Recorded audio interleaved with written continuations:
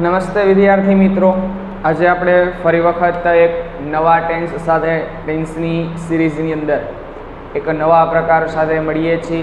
Last લેક્ચરની અંદર આપણે tense ભણ્યા હતા, એમની અંદર જોયું હતું પ્રેઝન્ટ પરફેક્ટ ટેન્સ જોયેલું હતું. હવે પછીનો જે કંઈ પણ ટેન્સ આપણે અભ્યાસ કરવાનો છે એ અભ્યાસ કરવાનો છે પાસ્ટ પરફેક્ટ ટેન્સ.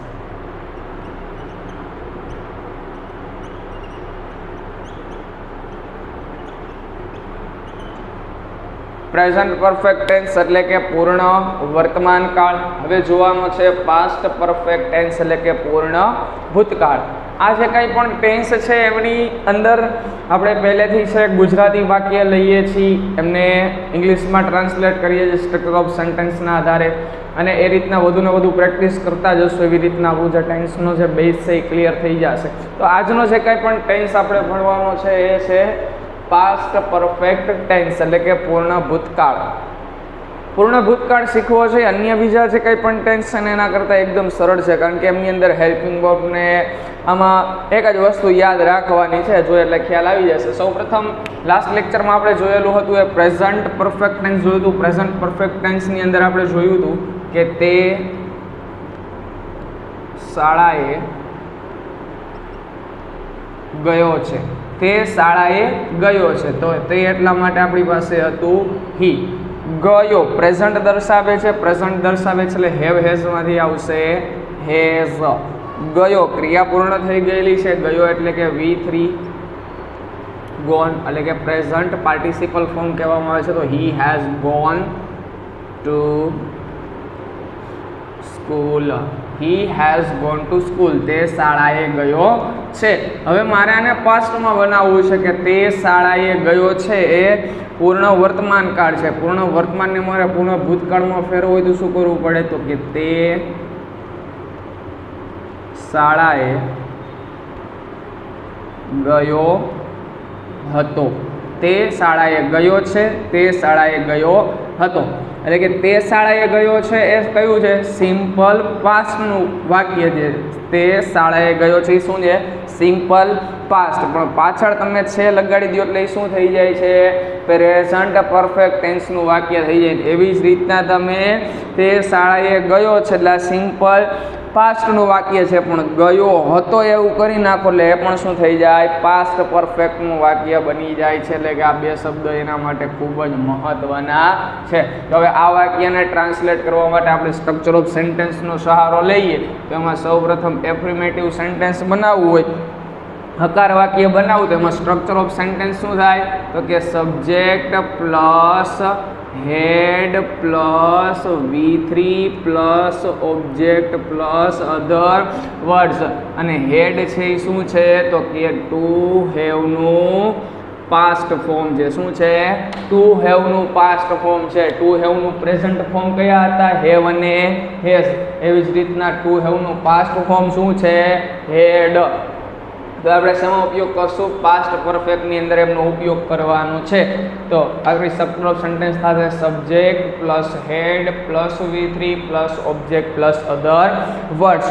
આ જ વાક્ય જો મારે નેગેટિવ બનાવવું છે, નેગેટિવ સ્ટ્રક્ચર ઓફ સેન્ટેન્સ કરવું છે, તો શું આપણે નિયમ છે? નકાર વાક્ય બનાવવા માટે હેલ્પિંગ વર્બ પછી નોટ મૂકી દેવાનું. તો subject plus had not plus V3 plus object plus other words. એટલે આપણું નકાર વાક્ય થયું. હેલ્પિંગ વર્બ શું છે? હેડ. અને નકાર બનાવવું છે એટલે પાછળ નોટ, તો હેડ નોટ. એવી રીતના જો ઇન્ટ્રોગ્રેટિવ સેન્ટેન્સ બનાવવું છે, સાદું પ્રશ્નાર્થ વાક્ય બનાવવાનું, શું કરવાનું? સબ્જેક્ટ અને હેલ્પિંગ વર્બનું સ્થાન ફેરવી નાખવાનું. તો વાક્યની શરૂઆત had plus subject plus V3 plus object plus other words. અને જો આપણે WH ઇન્ટ્રોગ્રેટિવ વાક્ય બનાવવું છે, તો ઇન્ટ્રોગ્રેટિવ સેન્ટેન્સની આગળ છે તે WH, તો WH plus had plus subject plus V3 plus object plus other words.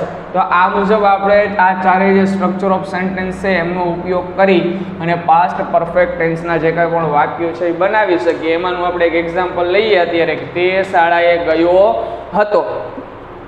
આ વાક્યને મારે ટ્રાન્સલેટ કરવું હોય તો સ્ટ્રક્ચર ઓફ સેન્ટેન્સ મુજબ જાય તો પહેલાં આવે સબ્જેક્ટ એટલા માટે આવે હી. હવે પાસ્ટ પરફેક્ટની વાત કરીએ. પાસ્ટ પરફેક્ટની અંદર હેલ્પિંગ વર્બ તરીકે એક જ આવે છે. શું આવે છે તો કે હેડ. એમાં જોવાનું નથી કે કયા સબ્જેક્ટ સાથે શું આવે, કારણ કે છે જ એક આપણી પાસે હેલ્પિંગ વર્બ, તો એ બધું હેલ્પિંગ વર્બ બધા સબ્જેક્ટ સાથે આવે. તો હી હેડ. પછી ગયો, ગયાને કીધું તું આપણે થર્ડ ફોર્મ લેવાનું છે, પાસ્ટ પાર્ટિસિપલ ફોર્મ લેવાનું. તો પાસ્ટ પાર્ટિસિપલ ફોર્મ છે ગયો એટલે ગો, તો ગોનું શું થશે? ગોન. તો હી હેડ ગોન. ક્યાં ગયો તો ભાઈ? તો કે શાળાએ. તો શાળાએ એટલા માટે ટુ સ્કૂલ. એટલે મિત્રો સ્ટ્રક્ચર ઓફ સેન્ટેન્સ મુજબ જ જવાનું છે. તે શાળાએ ગયો ન હતો. તે શાળાએ ગયો ન હતો. ભૂતકાળમાં વાત કરવી છે, નકાર વાક્ય છે તો હી ન હતો એટલા માટે હેડ નોટ. ગયાને કહેવાય gone. He had not gone. ક્યાં? તો કે to school. He had not gone to school. તે શાળાએ ગયો ન હતો. શું તે શાળાએ ગયો હતો? શું તે શાળાએ ગયો? તો સાદો પ્રશ્ન. તો હેલ્પિંગ વર્બ અને સબ્જેક્ટ બંનેના સ્થાન ફેરવી નાખીએ તો શું થઈ જાય ભાઈ? હેડ હી ગોન ટુ સ્કૂલ. શું તે શાળાએ ગયો હતો? હેડ હી ગોન ટુ સ્કૂલ. તે શાળાએ ક્યારે ગયો હતો? તે શાળાએ ક્યારે ગયો હતો? ક્યારે માટે આવશે? હવે પછી આવે helping verb when, had, subject he, વર્બનું third form gone to school. When had he gone to school. તે શાળાએ ક્યારે ગયો હતો? તો આ બધી વસ્તુઓ છે ને ખાસ યાદ રાખવાની છે. સ્ટ્રક્ચર ઓફ સેન્ટેન્સ અને સ્ટ્રક્ચર ઓફ સેન્ટેન્સની અંદર નકાર, પ્રશ્નાર્થ, WH અને હકાર વાક્ય માટે એમના જે કાંઈ પણ ક્રમ છે, એની જે સિક્વન્સ છે એ શું છે એ ખાસ યાદ રાખવાની છે. જો આડાવડા ક્રમ થઈ જાય તો પણ આપણું વાક્ય છે એનો કંઈ મિનિંગ નીકળતો નથી. ચાલો હવે આપણે એવું લઈએ કે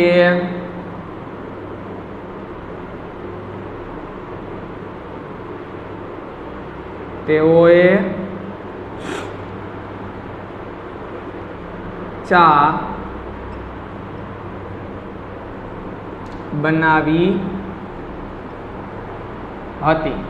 તેઓએ ચા બનાવી હતી. તેઓ ચા બનાવે છે. તેઓએ ચા બનાવી. તેઓ ચા બનાવશે. તેઓ ચા બનાવી રહ્યા છે. તેઓ ચા બનાવી રહ્યા હતા. તેઓ ચા બનાવી રહ્યા હશે. તેઓએ ચા બનાવી છે. તેઓએ ચા બનાવી હતી. તેઓએ ચા બનાવી હતી. એટલે આપણી પાસે અત્યારે જે પાસ્ટ પરફેક્ટનું આમ કર્યું કે તેઓએ ચા બનાવી છે, તો એ આપણા માટે પ્રેઝન્ટ પરફેક્ટનું વાક્ય થઈ જશે. એટલે ગુજરાતી વાક્ય બધાય આવડો છે. આપણે ગુજરાતી ઉપરથી ઇંગ્લિશ શીખવું છે. ને એકવાર જો આ રીતને તમને આવડી ગયું એટલે તમને કોઈ પણ પ્રકારનું વાક્ય કોઈ પણ પ્રકારના વાક્યમાં ફેરવવાનું કે ઇઝીલી ફેરવી શકીએ. પણ પહેલાં વ્યવસ્થિત પરફેક્ટ રીતે આપણું જે બેઝ છે, આપણું જે કન્ટેન્ટ છે એને કમ્પ્લીટ કરવાનું છે. ચાલો, તેઓએ ચા બનાવી હતી. તેઓએ ચા બનાવી હતી એટલે કે તેઓ એટલા માટે થઈ જાય they.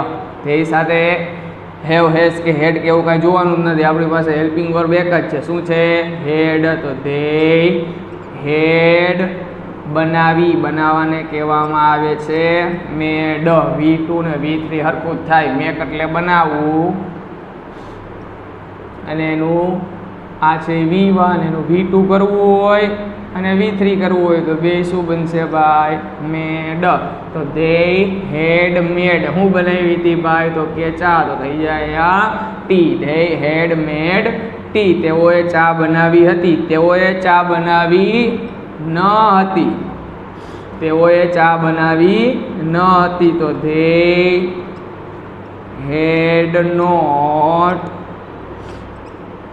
Made tea. They had નકાર વાક્ય છે એટલે had not V3 plus object. હવે આમની અંદર જો તમે અહીંયા હેડ મૂક્યું છે, અહીંયા હેવ અથવા હેઝ લખી નાખો તોય તમારું વાક્ય ખોટું પડી જાય. એના પછી અહીંયા જે મેડ આપ્યું છે ત્યાં તમે મેક લખી નાખો તો વાક્ય ખોટું પડી જાય. મેક ડ કરી નાખો તો વાક્ય ખોટું પડી જાય. એટલે ફોર્મ બધા આપણે યાદ હોવા જોઈએ કે કયા સમય દરમિયાન કયું ફોર્મ આવે છે ને સાચું છે કે નહીં, પણ આપણે ખ્યાલ હોવો જોઈએ. તો ચાલો એના પછી પ્રશ્નાર્થ વાક્ય બનાવી. તેઓએ ચા બનાવી હતી. તેઓએ ચા બનાવી હતી. તો હેડ ધે મેડ ટી. તેઓએ ચા બનાવી હતી. શું તેઓએ ચા બનાવી હતી? તેઓએ ચા શા માટે બનાવી હતી? શા માટે એટલા માટે થઈ જાય why had they made tea. તેઓએ ચા શા માટે બનાવી હતી? તેઓએ ચા શા માટે બનાવી હતી? તો આ રીતના આપણે સ્ટ્રક્ચર ઓફ સેન્ટેન્સનો ઉપયોગ કરી હકાર, નકાર, સાદા પ્રશ્નાર્થ અને WH પ્રશ્નાર્થનો ઉપયોગ કરીને વાક્ય બનાવી શકીએ છીએ. કોન્સેપ્ટ મગજમાં રાખવાનો છે કે ભાઈ આપણે જ્યારે સ્ટ્રક્ચર ઓફ સેન્ટેન્સ છે એમાં કઈ રીતે કયા પ્રકારના હેલ્પિંગ વર્બ આવે છે, એમનું સ્થાન શું આવે છે જોવાનું છે.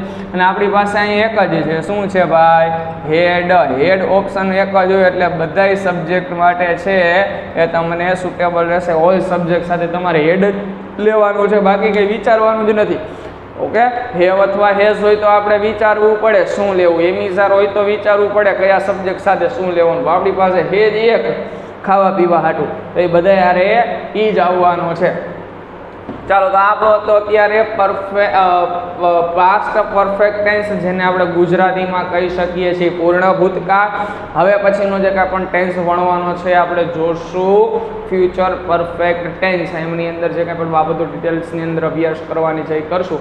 અને હવે પછી જે કાંઈ પણ આ ટેન્સની સિરીઝ આપણે પૂરી થઈ જશે, પ્રેક્ટિસ સેશન લેશું ને એના પછી આપણે એક્સરસાઇઝ માટેનું સેશન લેવાનો છે. ધોરણ 9, 10, 11 અને 12ના તમામ વિદ્યાર્થીઓ માટે ખૂબ જ મહત્વના વિડીયોઝ આવવાના છે. આ પણ એના માટે એટલા જ મહત્વના છે. જો ઓલા તમને ત્યારે સમજાશે જો આ બધી વસ્તુ તમને મગજમાં હશે. બાકી ત્યારે આપણે જે એક્સરસાઇઝ કરશું, જે વિદ્યાર્થીઓ યોગ્ય રીતે સમજેલા છે એ યોગ્ય રીતે તમે જવાબ આપી શકશો. પણ જે કાંઈ પણ વિદ્યાર્થીઓ ખૂબ મહત્વના કીધેલા આમાં શીખી લે, બાકી કંઈ નહીં શીખીએ તો ચાલશે, એવું હોતું નથી. આનો જ ઉપયોગ કરીને આપણે એમના જવાબ આપવાના છે. આ આવડતું હશે તો તમારા માર્ક્સ નહીં કપાય. આને જો મગજમાં બેસાડતો માર્ક નહીં કપાય. પણ આ બેઝિક છે. જ્યારે હું તમને ટાઈમ અને સેન્સ શીખડાવીશ ત્યારે હું એમ કહું કે આને ટાઈમ કહેવાય, એને સેન્સ કહેવાય, આ કાળમાં આને ટાઈમ કહેવાય, આ કાળમાં આને સેન્સ કહેવાય. તો પણ તમને આ જે કંઈ પણ વસ્તુઓ મેં સમજાવી હતી, જે અત્યારે સમજાવેલી છે, આ તમને મગજમાં હોય જ તમે એને કહી શકો કે આ ટાઈમ બતાવે ને આમાં સેન્સ બતાવે છે. હવે તમે એ વિડીયોઝ જોયા જ નથી, એ વિડીયોઝને મગજમાં જ નથી ઉતાર્યા, એ વિડીયોઝને સમજવાનો પ્રયત્ન નથી કર્યો, તો તમને કોઈ વસ્તુ આવડવાની નથી. એટલે આ બધી વસ્તુઓ ખૂબ મહત્વની છે. હજી તમે જો વિડીયોઝ નથી જોયા, વચ્ચેથી ન જોતા, પહેલેથી simple present, simple past, simple future એ ત્રણે વચ્ચેનો ડિફરન્સ જોવો. એના પછી present continuous, past continuous, future continuous ત્રણેય વચ્ચેનો ડિફરન્સ જોવો. એવી રીતના 1 by 1 બધા વિડીયોઝ જોતું જવાનું છે, જેથી કરીને તમને કોઈ પણ પ્રકારના ટેન્સની અંદર સમસ્યા ન આવે. અને જો શીખા પછી પણ આવે ને તો એનું સોલ્યુશન થઈ શકે. પણ હવે તમે કોઈ પણ વસ્તુ શીખા જ નથી, ડાયરેક્ટલી તમને કોઈ પ્રશ્ન કરવામાં આવે તો તમે એનો જવાબ આપી શકતા નથી. એટલે તમારી સાથે જે કંઈ પણ તમારા સહપાઠી છે, જે મિત્ર સર્કલ છે અને કોઈ પણ વિદ્યાર્થીઓ છે, એમની સાથે આ વિડીયોને વધુને વધુ શેર કરો, જેથી કરીને એવો લોકો પણ પોતાના ઇંગ્લિશની અંદર ઇમ્પ્રુવમેન્ટ લાવી શકે, માર્ક્સ વધુને વધુ મેળવી શકે. અને આપણા માટે આ બધી ખૂબ જ મહત્ત્વની બાબતો છે. ધોરણ 9, 10ના વિદ્યાર્થીઓ જો આ બધી વસ્તુ અત્યારથી શીખી લેશો ને તો તમારા 11, 12માં કોઈ વસ્તુ શીખવાની જરૂરિયાત નથી, પણ અત્યારથી વ્યવસ્થિતપણે કરવું પડશે. ચાલો રેડી? તો હવે નેક્સ્ટ લેક્ચરની અંદર મળીએ છીએ. ત્યાં સુધી બધા વિદ્યાર્થીઓને જય હિન્દ, જય ભારત.